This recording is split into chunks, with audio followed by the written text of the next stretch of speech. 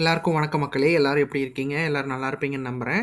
நாம இந்த காணொளியில என்ன பார்த்துக்கிட்டு இருக்கோம் அப்படின்னு பார்த்தீங்க அப்படின்னா, 2026 சட்டப்பேரவைத் தேர்தல் தமிழ்நாட்டுல நடக்கப் போற காரணத்தினால, எந்தெந்த கட்சிகள் எப்படியெல்லாம் வாக்கு சதவீதங்கள் வாங்கியிருக்காங்க, எப்படியெல்லாம் வெற்றி பெற்றிருக்காங்க, வரப்போகும் தேர்தல்கள்ல எப்படியெல்லாம் வெற்றி பெறப் போறாங்க அப்படிங்கிற ஒரு காணொளி பார்த்துக்கிட்டு இருக்கோம். ஒரு கணிப்பு பார்த்துக்கிட்டு இருக்கோம். அந்த வகையில நாம இன்னைக்கு பார்க்க போற தொகுதி என்னன்னு பார்த்தீங்க அப்படின்னா, தூத்துக்குடி மாவட்டத்தில இருக்க கோவில்பட்டி தொகுதி தான் பார்க்க போறோம். வாங்க நிகழ்ச்சிக்கு போலாம். அதுக்கு முன்னாடி நம்ம சேனல சப்ஸ்கிரைப் பண்ணிக்கோங்க மக்களே! கோவில்பட்டி தொகுதிய பொறுத்தளவுக்கு பார்த்தீங்க அப்டின்னா, 16 முறை இந்த இடத்துல வந்து சுதந்திரம் பெற்றதற்கு பின் எலக்ஷன்கள் நடந்திருக்கு. சட்டப்பேரவை தேர்தல். அதில பார்த்தீங்க அப்டின்னா, அதிக முறை கம்யூனிஸ்ட் பார்ட்டி ஆஃப் இந்தியா சார்புல 1971, 1977, 1980, 1980, 1996, 2001ல வெற்றி பெற்றிருக்காங்க. அடுத்தபடியா பார்த்தீங்க அப்டின்னா, அதிமுக 1991, 2006, 2011, 2016, 2021ல கன்டினியூஸா வந்து இந்த இடத்துல வந்து வெற்றி பெற்றிருக்காங்க. அடுத்து இந்திய தேசிய காங்கிரஸ் 1952, 1962, 1984ல வெற்றி பெற்றிருக்காங்க. அடுத்து Communist party of India Marxist கட்சியை சேர்ந்தவங்க பார்த்தீங்க அப்படின்னா, 1967ல இந்த இடத்துல வெற்றி பெற்றிருக்காங்க. அடுத்து இண்டிபெண்டன்ட் கேண்டிடேட் 1957ல இந்த இடத்துல வெற்றி பெற்றிருக்காங்க அப்படிங்கிறது குறிப்பிடத்தக்கது. ஆக மொத்தத்தில பார்த்தீங்க அப்படின்னா, 16 முறை கோவில்பட்டி தொகுதியில 6 முறை சிபிஐயும், 5 முறை அதிமுகவும், 1 முறை 3 முறை இந்திய தேசிய காங்கிரஸும், 1 முறை வந்து சிபிஐயும், 1 முறை இண்டிபெண்டன்ட் கேண்டிடேட்டும் இந்த இடத்துல வந்து வெற்றி பெற்றிருக்காங்க அப்படிங்கிறது குறிப்பிடத்தக்கது. அடுத்து கோயில்பட்டி தொகுதி சட்டமன்ற தேர்தல் நிலவரங்கள் பார்த்துரலாம். அந்த வகையில பார்த்தீங்க அப்படின்னா, நம்ம 2 தேர்தல்கள பார்த்துக்கிட்டு இருக்கோம். 2016, 2021. 2016 பொறுத்தமட்டில் பார்த்தீங்க அப்படின்னா, அந்த தொகுதியில அதிமுக தான் வெற்றி பெற்றிருக்காங்க. அதிமுக சார்புல பார்த்தீங்க அப்படின்னா, முன்னாள் அமைச்சரான கடம்பூர் ராஜு அவரு தான் போட்டியிட்டு இருக்காரு. அவரு 64,514 வாக்குகளும் 37.50% பெற்று இந்த இடத்துல வந்து ஒரு குறைவான வாக்கு வித்தியாசத்துல இந்த இடத்துல வெற்றி பெற்று அவரு அமைச்சராயிருக்காரு. ஆனா வெற்றி பெற்றுட்டாரு. அடுத்து பார்த்தீங்கன்னா, டிஎம்கே சார்புல சுப்பிரமணியன் அப்படிங்கிறவர் போட்டியிட்டு 64,086 வாக்குகளும் 39.30% பெற்று இந்த இடத்துல வந்து அவரு 2ஆம் இடத்த பிடிச்சிருக்கிறாரு. அடுத்து மக்கள் நல கூட்டணி சார்புல பார்த்தீங்க அப்படின்னா, மதிமுக தான் இந்த இதில போட்டிட்டு இருக்காங்க. அவிங்க விநாயகா ரமேஷ் அப்படிங்கிறவர் போட்டியிட்டு 28,512 வாக்குகளும் 17.50% பெற்று இந்த இடத்துல வந்து அவிங்க 3ஆம் இடத்த பிடிச்சிருக்காங்க. அடுத்து நாம் தமிழர் கட்சி சார்புல இந்த இடத்துல பார்த்தீங்க அப்படின்னா, முத்துமாரி அப்படிங்கிறவங்க போட்டியிட்டு 2,070 வாக்குகளும் 1.3% பெற்று இந்த இடத்துல வந்து அவிங்க 4ஆம் இடத்த பிடிச்சிருக்காங்க. அடுத்து 2021 சட்டமன்ற தேர்தல பொறுத்தளவுக்கு பார்த்தீங்க அப்படின்னா, அந்த தொகுதியில மிகப்பெரிய பேட்டில் நடந்திருக்கு மக்களே. அதாவது பார்த்தீங்க அப்படின்னா, அந்த தொகுதியில அதிமுகவா, இல்ல அம்மா மக்கள் முன்னேற்ற கழகமான்னு மிகப்பெரிய அளவுல ஒரு போட்டியே இந்த இடத்துல நடந்திருக்கு. அந்த போட்டியில பார்த்தீங்க அப்படின்னா, அதிமுக சார்புல போட்டியிட்ட கடம்பூர் ராஜு அவர்கள் தான் போட்டியிட்டு வெற்றி பெற்றிருக்காரு. அவரு 68,556 வாக்குகளும் 38.10% பெற்று இந்த இடத்துல வந்து அவரு வெற்றிய பதிவு செஞ்சிருக்கிறாரு. அவரு எகெய்ன்ஸ்ட் போட்டியிட்டது யாருன்னு பார்த்தீங்க அப்படின்னா, அம்மா மக்கள் முன்னேற்ற கழகம் சார்புல டிடிவி தினகரன் அவர்கள். அதாவது அம்மா மக்கள் முன்னேற்ற கழகத்தோட பொதுச் செயலாளரான டிடிவி தினகரன் அவர்கள் தான் போட்டியிட்டு 56,153 வாக்குகளும் 31.20% பெற்று இந்த இடத்துல வந்து அவரு 2ஆம் இடத்த பிடிச்சிருக்காரு. அடுத்து திமுக கூட்டணியில் அங்கம் வகிச்சு communist party of India Marxist கட்சியை சேர்ந்த சீனிவாசன் அப்படிங்கிறவர் பார்த்தீங்க அப்படின்னா 37,380 வாக்குகளும் 20.80% பெற்று இந்த இடத்துல வந்து ஒரு குறைவான வாக்குகள் அதுலேருந்து திமுக கூட்டணி 3ஆம் இடத்த போயிருக்கு. அடுத்து நாம் தமிழர் கட்சி சார்பில் கோமதி அப்படிங்கிறவங்க போட்டியிட்டு 9,213 வாக்குகளும் 5.10% பெற்று இவங்க வந்து ஒரு குறைவான வாக்குகளை பெற்றிருக்காங்க. ஆக மொத்தத்தில் இந்த தொகுதி மிகப்பெரிய வாக்கு சதவீதங்கள் வந்து இந்த இதில சந்திச்சிருக்கு அப்படிங்கிறதுல எந்த ஒரு ஐயமும் இல்ல. அது எந்த வகையில எப்படியெல்லாம் வந்து கடம்பூர் ராஜு அவர்கள் பார்த்தீங்க அப்படின்னா, வெற்றி பெற்றிருக்காரு அப்படிங்கிறப்போ, நம்மளுக்கே கொஞ்சம் பிரமிப்பா இருக்கு. ஆக மொத்தத்தில அவர் வெற்றி பெற்றுட்டாரு. இருந்தாலும் சொல்றேன், அவரோட மனநிலை எப்படி இருந்திருக்கும் 2021 தேர்தல்ல. அடுத்து பார்த்தீங்க அப்படின்னா, நாம ரன் அ கோவில்பட்டி மக்களவைத் தேர்தல் நிலவரங்கள் பார்த்துட்டுருக்கோம். அந்த வகையில பார்த்தீங்க அப்படின்னா, 2 தேர்தல்கள் நம்ம பார்க்க போறோம். 2019, 2024. 2019 பொறுத்தமட்டில் பார்த்தீங்க அப்படின்னா, அந்த தொகுதியில டிஎம்கே தான் வெற்றி பெற்றிருக்காங்க. டிஎம்கே சார்புல பார்த்தீங்க அப்படின்னா, டிஎம்கேவோட துணை பொதுச் செயலாளரா இருக்கிற கனிமொழி கருணாநிதி அவர்கள் தான் போட்டிட்டு இருக்காங்க.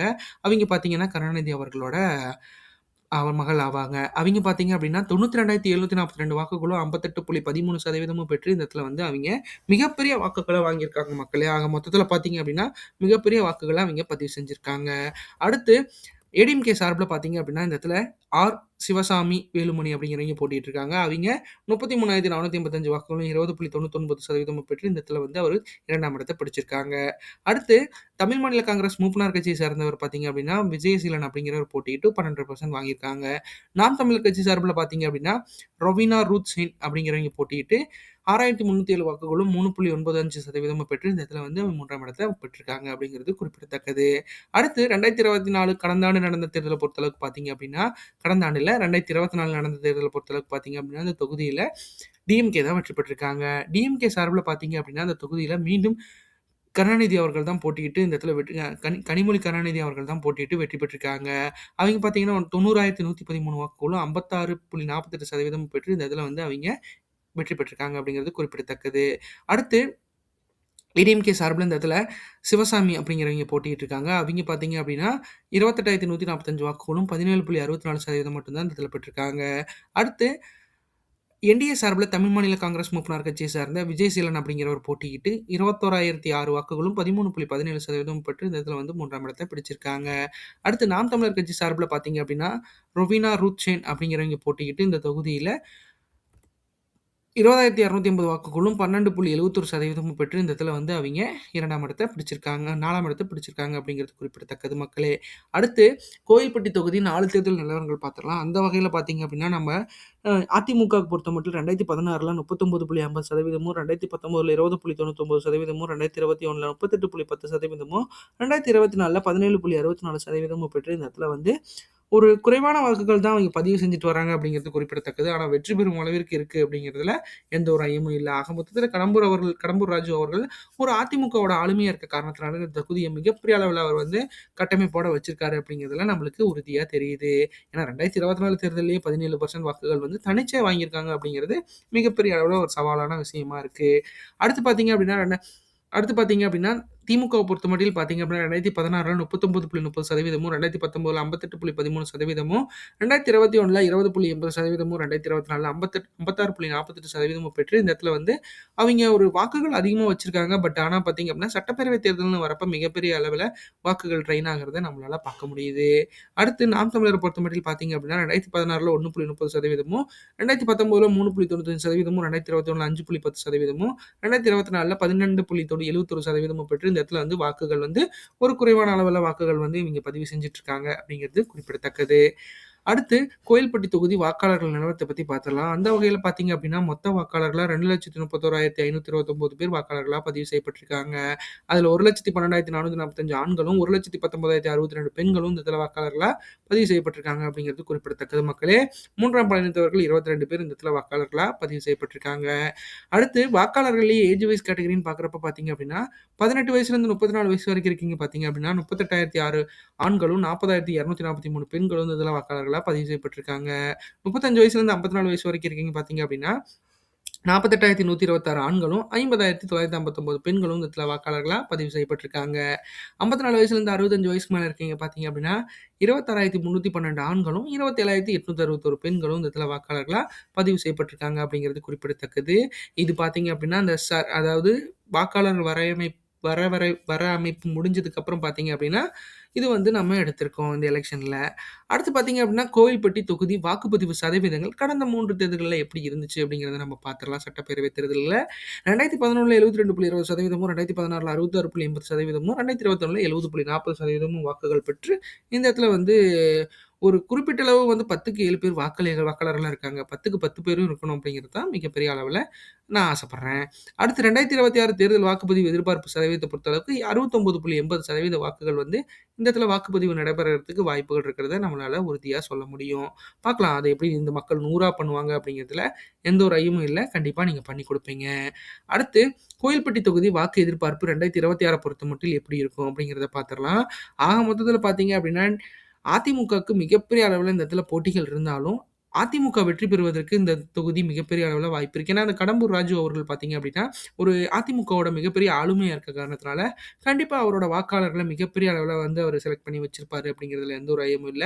அது கண்டிப்பா நடந்தது அப்படின்னா, அவரு வந்து வெற்றி பெறும் அளவிற்கு வாக்குகள் வந்து இந்த இடத்துல 38.16% 61,669 வாக்குகளுக்கு மேல பெறுவதற்கு வாய்ப்புகள் இருக்கு. ஏன்னா, கடம்பூர் ராஜு அவர்கள பொறுத்தளவுக்கு பார்த்தீங்க அப்படின்னா, அவர் கடந்த 5 தேர்தல்களிலும் வெற்றி பெற்றிருக்காரு அப்படிங்கிறது நம்மளுக்கு உறுதியா தெரிந்த காரணத்தினால, கண்டிப்பா இந்த தடவையும் வெற்றி பெறுவதற்கான சாத்தியக்கூறுகள் அதிகமா இருக்கு. ஏன்னா, அவர பொறுத்தளவுக்கு பார்த்தீங்க அப்படின்னா, இந்த தொகுதியோட கட்டமைப்பு வந்து அவரோட கையில இருக்க காரணத்தினால, மக்களோட நிலவரங்களும் அவர்கிட்ட தான் இருக்கு. ஸோ, அதெல்லாம் வச்சு பார்க்குறப்போ அவர் என்னென்ன இப்ப எப்படி பண்ண போறாரு அப்படிங்கிறத நாம பொறுத்திருந்து பார்க்கலாம். ஆக மொத்தத்தில பார்த்தீங்க அப்படின்னா, 38.16% வாங்கி வெற்றி பெறுவதற்கு சாத்தியக்கூறுகள் அதிகமா இருக்கிறத நம்மளால பார்க்க முடியுது. அடுத்து திமுக கூட்டணியை பொறுத்தளவுக்கு பார்த்தீங்க அப்படின்னா 35.78%மும் 57,823 வாக்குகளுக்கு மேல பெறுவதற்கு வாய்ப்புகள் இருக்கு. ஏன்னா, திமுக கூட்டணியை பொறுத்தளவுக்கு பார்த்தீங்க அப்படின்னா, அந்த தொகுதியில நாடாளுமன்ற தேர்தல்னு வரப்ப பார்த்தீங்க அப்படின்னா, கருணாநிதி அவர்களோட மகள் அவர்களான க கனிமொழி அவர்களுக்கு மிகப்பெரிய அளவுல வாக்குகள் வந்து இந்த இடத்துல பதிவாகிட்டு இருக்கு. அதே சட்டப்பேரவைன்னு வரப்ப பார்த்தீங்க அப்படின்னா, அந்த தொகுதியில கடம்பூர் ராஜு அவர்கள் என்ட்ரானதுக்கப்புறம் பார்த்தீங்க அப்படின்னா, டிடிவி தினகரன் அவர்கள் வந்தப்பயே இந்த இடத்துல வந்து மிகப்பெரிய தோல்விய வந்து அவருக்கு டிடிவி தினகரன் அவர்களுக்கு கடம்பூர் ராஜு அவர்கள் பரிசளித்திருக்காரு. ஸோ ஆக மொத்தத்தில பார்க்குறப்போ, அவர் ஒரு நல்ல ஒரு நல்ல அரசியல் ஆளுமை அப்படிங்கிறத மிகப்பெரிய அளவுல நிரூபிச்சுட்டு இருக்காரு அப்படிங்கிறதுல எந்த ஒரு ஐயமும் இல்ல. பார்க்கலாம் அது என்ன நடக்க போகுது, எப்படி பண்ண போறாங்க அப்படிங்கிறத பொறுத்திருந்து பார்க்கலாம். அடுத்து திமுக கூட்டணியை பொறுத்தளவுக்கு 35.78%மும் 57,823 வாக்குகளுக்கும் பெறுவதற்கு வாய்ப்புகள் இருக்கு. ஏன்னா, டிஎம்கேவ பொறுத்தளவுக்கு பார்த்தீங்க அப்படின்னா, 2024 தேர்தல்ல நல்ல ஒரு ஸ்கோர் பண்ணியிருக்காங்க.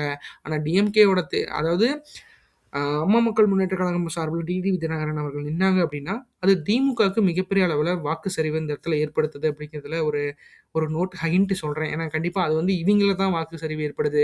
அந்த வகையிலேயே வந்து இப்போ என்டிஏ கூட்டணியில டிடிவி தினகரன் அவர்கள் இருந்தாங்க அப்படின்னா, இந்த தொகுதியில வந்து அதிமுக அந்த மாரி ஒரு ரிலாக்ஸான வாக்குகள் பெறுவதற்கும், திமுக இந்த மாரி 2வது இடத்துல வந்து இவ்வளோ வாக்குகள் பெறுவதற்கும் வாய்ப்புகள் இருக்கு.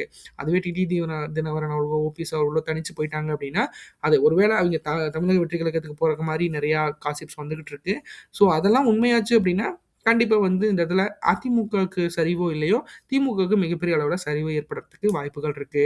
ஏன்னா போன தடவ பார்த்தீங்க அப்படின்னா, ஓபிஎஸ் அவர்கள் வந்து இரட்டை இலை சின்னத்தில தான் இருந்தாரு. அதாவது எ ஏடிஎம்கேவோட இருந்தாரு.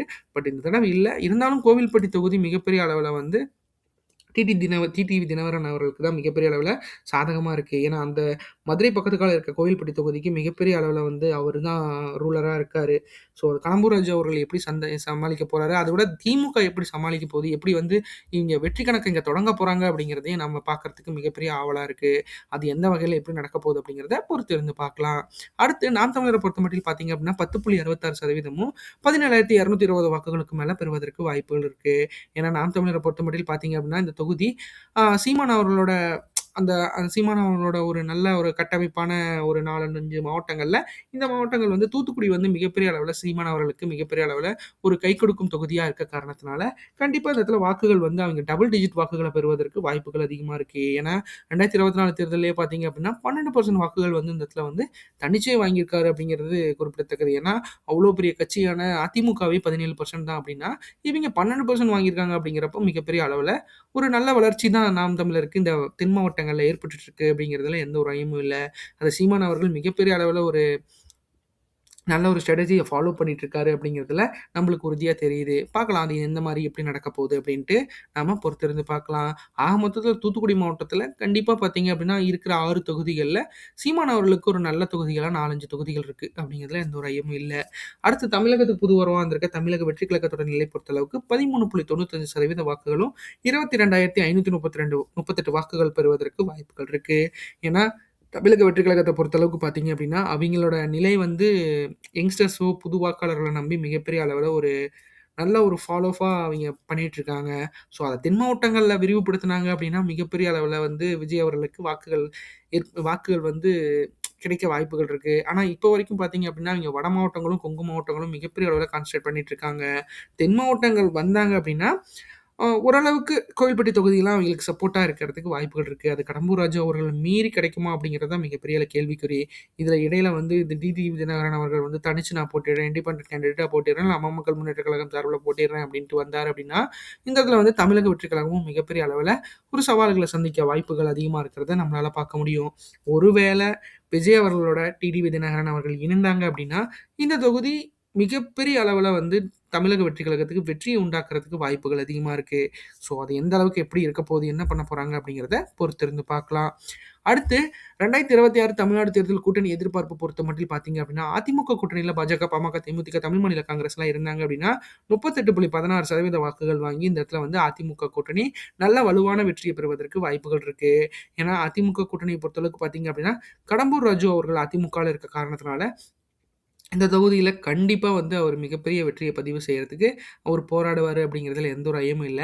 ஏன்னா போன தடவ பார்த்தீங்க அப்படின்னா, நம்ம 2024 தேர்தல்ல நம்ம தனிச்சு நின்னு பார்ப்போம். ஏன்னா ஜெயலலிதா அவர்களோட ஒரு பேட்டர்ன நம்ம வந்து ஃபாலோ பண்ணி பார்ப்போம் அப்படிங்கிறத இபிஎஸ் அவர்கள் உணர்ந்தாரா இல்லையான்னு தெரியல. கண்டிப்பா அது வந்து மிகப்பெரிய அளவுல அவருக்கு பேக் ஃபயர் ஆயிருக்கா அப்படிங்கிறத விட, இவ்வளவு தான் பெர்சன்டேஜ் நம்மளுக்கு இருக்கோ அப்படிங்கிற ஒரு தாழ்வு மனப்பான்மைய அவருக்கு ஏற்படுத்திறக் கூடாது அப்படிங்கிறதுல நான் உறுதியா இருக்கேன். ஏன்னா சரிக்கு சரி நின்னா தாங்க கண்டிப்பா வெற்றி பெற முடியும். அத நீங்க கண்டிப்பா அரசியலா இருக்கு நானே யோசிக்கிறேன் அப்டின்னா, அரசியல்ல சாணக்கியனா இருக்க நீங்கலாம் எப்படி யோசிப்பீங்கங்கிறத அவரு தான் உணரணும். கண்டிப்பா வந்து அது அவருக்கு தெரியும். இருந்தாலும் நான் சொல்றேன்.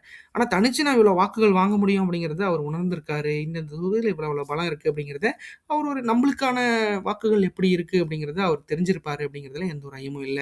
அடுத்து திமுக கூட்டணிய பொறுத்தளவுக்கு இந்திய தேசிய காங்கிரஸ், சிபிஎஸ், சிபிஎம், விடுதலை சிறுத்தைகள் கட்சி, மக்கள் நீதி மய்யம், அதிமுக போன்ற கட்சிகள்லாம் இருக்க அவைங்க வந்து 2019லேருந்து ஒற்றுமையா தான் இருக்காங்க. ஸோ அவங்க நெகோஷியேட் பண்ணிட்டு தொகுதி பங்கீடு வரைக்கும் போயிட்டாங்க. அவைங்கலாம் வந்து பார்த்தீங்கன்னா, யார் யாருக்கு எந்த தொகுதி எப்படி ஒதுக்கலாம் அப்படிங்கிறது போயிட்டுருக்காங்க. ஆனாலும் சில வதந்திகள் வந்து ஒரு ரூமர் மாரி வந்துகிட்டு இருக்கு. ஸோ அதெல்லாம் வந்து இங்க கன்சிடரே பண்றதில்ல. ஆனா எங்களோட கூட்டணியில இருக்கிறவைங்க கொஞ்சம் பார்த்து பேசுங்க. எங்கள பத்தியும் கொஞ்சம் பார்த்து பேசுங்க அப்படிங்கிறத ஒரு செல்லமான எச்சரிக்கையை வந்து மு.க. ஸ்டாலின் அவர்கள் வந்து அந்த கூட்டணி கட்சிகளுக்கு குடுத்திருக்காரு அப்படிங்கிறத நம்ம வந்து செய்தியில பார்த்தோம்.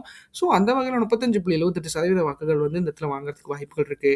ஆனா நான் முதல்லயே சொன்ன மாரி டிடிவி தினகரன் அவர்கள் தனிச்சோ, இல்ல தமிழக வெற்றி கழகத்தோடயோ இணைய ஆரம்பிச்சுட்டாரு அப்படின்னா, இந்த வாக்குகள் மிகப்பெரிய அளவுல வந்து தமிழக வெற்றி கழகத்துக்கோ, இல்ல இண்டிபெண்டன்ட்டா நிக்கிற டிடிவி தினகரன் அவர்களுக்கோ மிகப்பெரிய அளவுல சவாலா இருக்கும். இப்ப வரைக்கும் அவங்களோட என்டிஏ கூட்டணியில வந்து இணைக்கிற அந்த முயற்சி வந்து ஏற்படுத்திட்டு இருக்க காரணத்தினால, அப்படி என்டிஏ கூட்டணியில இணைந்துட்டாங்க அப்படின்னா, அதிமுக மிகப்பெரிய வெற்றிய இந்த இடத்துல பதிவு செய்யும் அப்படிங்கிறதுல எந்த ஒரு ஐயமும் இல்ல. அடுத்து நாம் தமிழர பொறுத்தமட்டில் பார்த்தீங்க அப்படின்னா, 10.66% வாக்குகள் தனிச்சு போட்டியிட்டா வாங்குறதுக்கு வாய்ப்புகள் இருக்கு. ஏன்னா, சீமான் அவர்கள பொறுத்தளவுக்கு பார்த்தீங்க அப்படின்னா, என்னதான் அவங்களோட வாக்கு வங்கிகள வந்து தென் மாவட்டங்கள்ல அவங்க பதிய வச்சிருந்தாலும், டபுள் டிஜிட் வாக்குகள வச்சிருந்தாலும், தமிழக வெற்றி கழகம் அப்படிங்கிற ஒரு புது கட்சி வந்து கண்டிப்பா வந்து அவங்களுக்கு ஒரு மிகப்பெரிய அளவுல சவாலா இருக்கும் அப்படிங்கிறதுல எந்த ஒரு ஐயமும் இல்ல. ஸோ சீமான் அவர்கள பொறுத்தளவுக்கு அவர் வச்சிருக்கிற வாக்குகள்ல ஒரு 20 டூ 30% வாக்குகள வந்து விஜய் அவர்கள் எடுக்கிறதுக்கு வாய்ப்புகள் இருக்கு. இப்போ 10%ம்னா, அதுல ஒரு 2, 3% வந்து கண்டிப்பா வந்து விஜய் அவர்களுக்கு மாறுறதுக்கு வாய்ப்புகள் அதிகமா இருக்க காரணத்தினால, ஸோ அத எப்படி வந்து சீமான் அவர்கள் கைக்குள்ள வச்சுக்க போறாரு அப்படிங்கிறத பார்க்கலாம். கூட்டணிகள பற்றின்னு பார்க்குறப்போ, கூட்டணிகள்ல அவங்க இணைவாங்களா அப்படிங்கிறது மிகப்பெரிய அளவுல கேள்விக்குறி தான். ஒரு வேளை இருந்தாங்க அப்படின்னா, அதிமுகவோட இணைஞ்சாங்க அப்படின்னா, மிகப்பெரிய வெற்றிய அதிமுகவும் பெறும். அதுக்கு இந்த தென் மாவட்டங்கள்ல ஒரு 15 தொகுதிகள வந்து யார் நம்ம நாம் தமிழர் பெறுவதற்கு வாய்ப்புகள் இருக்கு. பார்க்கலாம். அத சீமான் அவர்கள் எப்படி யோசிக்கிறார் அப்படின்ட்டு. அடுத்து தமிழகத்துக்கு புதுவரா வந்திருக்க தமிழக வெற்றி கழகத்தோட நிலை 13.95% வாக்குகள் வந்து கிடைக்கிறதுக்கு வாய்ப்புகள் இருக்கு. ஏன்னா, நாம் தமிழர அதாவது தமிழக வெற்றி கழகத்த பொறுத்தளவுக்கு பார்த்தீங்க அப்படின்னா, அவங்க கூட்டணிகள பற்றி இப்ப வரைக்கும் விவாதிக்கல. ஆனா இந்த கூட்டணிகள் வந்தால் நாங்க வரவேற்போம். எங்களுக்காக இந்த தொகுதி பங்கீடுலாம் பேசிக்கிட்டு இருக்கோம் அப்படிங்கிற ஒரு காசிப்ஸ் போயிட்டு இருக்கு. ஸோ இந்த ரூமர்ஸா இருக்கா? இல்ல எலக்ஷன் அப்போ அது எப்படி அது ரியாக்ட் பண்ண போறாங்க அப்படிங்கிறத நம்ம பொறுத்திருந்து பார்க்கலாம். இப்போதைக்கு நம்மளுக்கு எல்லாமே அவிங்களே ரூமர்ஸ்ன்ட்டாய்ங்க. அப்புறம் எப்படி நம்ம வந்து அத கன்சிடர் பண்றதுன்னு எனக்கு தெரியல.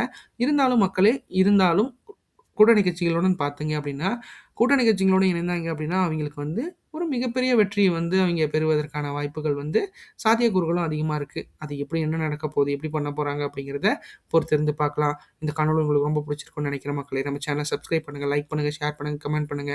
நம்மளுக்கு முடிஞ்ச அளவுக்கு எல்லாரும் சப்போர்ட் பண்ணுங்க. சப்போர்ட் பண்ணி நான் உங்களுக்காக ஒவ்வொரு நாளும் என்னோட என்னோட அரசியல் அறிவ உங்களுக்கு நான் தெரியப்படுத்தணுங்கிறேன். இல்ல உங்களுக்கு என்ன தெரியுதோ அத எனக்கும் சொல்லிக் குடுங்க. தயவு செஞ்சு நான் தெரிஞ்சுக்கிறேன். கண்டிப்பா நம்ம சேனல சப்ஸ்கிரைப் பண்ணிக்கங்க மக்களே. நன்றி, வணக்கம்.